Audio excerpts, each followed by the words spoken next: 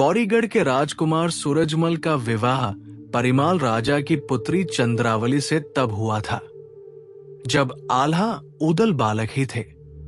10 सराज और बच्छराज को धोखे से मार दिया गया था। राजा परिमाल अपने शस्त्र समुद्र को अर्पित करके युद्ध से संन्यास ले चुके थे।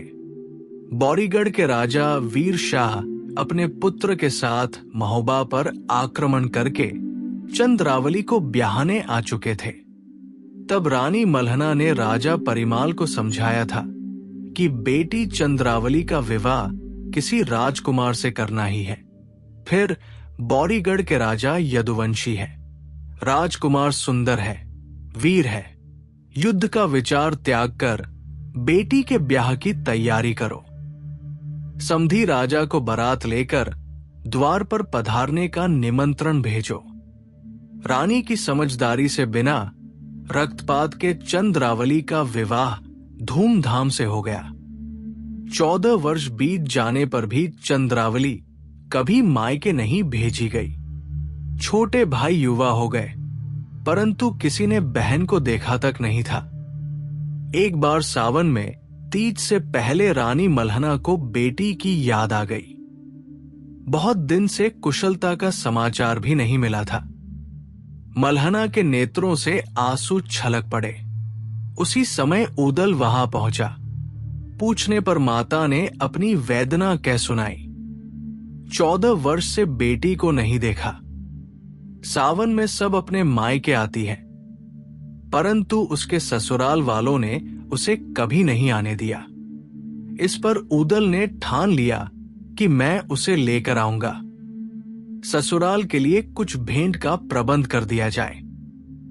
कुछ थोड़ा सा लाभ, लश्कर तथा ढेर सारी देने योग्य भेंट लेकर उदल चल पड़ा।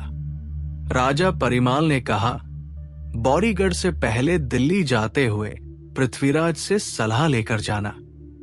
उदल ने पहला डेरा दिल्ली से बाहर ही डाला।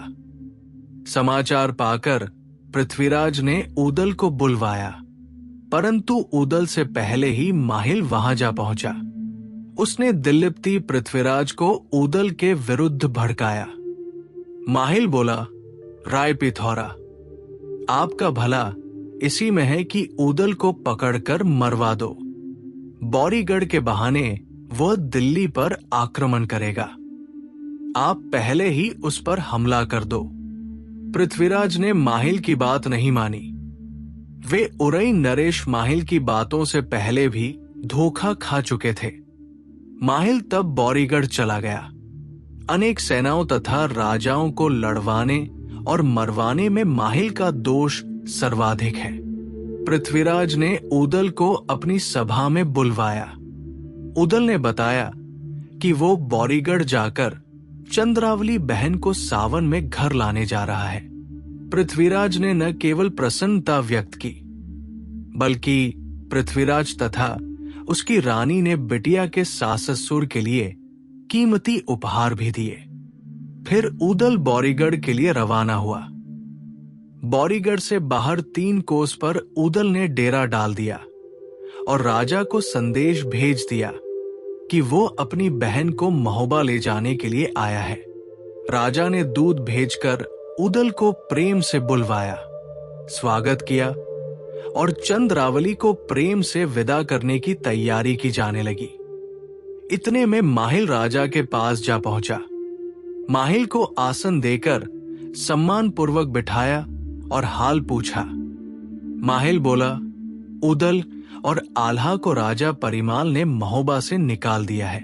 वो चंद्रावली को लेने आया है ताकि उसे अपने साथ ले जाकर दासी बनाया जा सके। राजा ये सुनकर दुखी हुए।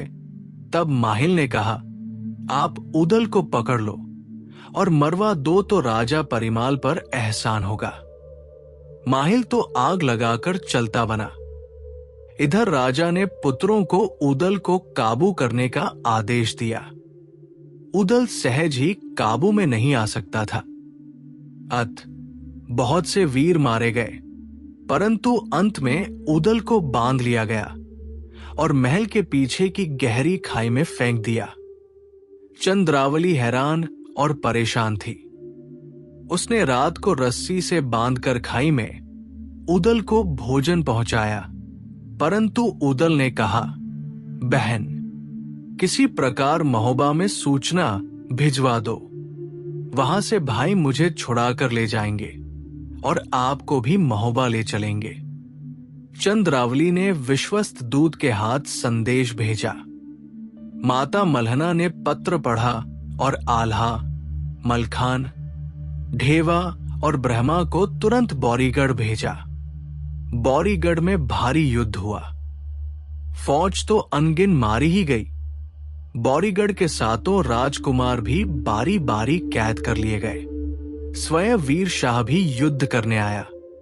आल्हा और मलखान ने वीर शाह को भी बांध लिया। मलखान ने राजा से कहा कि उदल को बिना कारण के कैद कर लिया। इतने दिन बाद चंद्रावली बहन को विदा कराने आए भाई से आपने ऐसा व्यवहार किया। तब वीरशाह ने माहिल की बात बताई और बार बार क्षमा प्रार्थना की। आल्हा ने उदल को तो छुड़ा ही लिया था। तब वीर शाह के सातों बेटों को बंधन मुक्त कर दिया।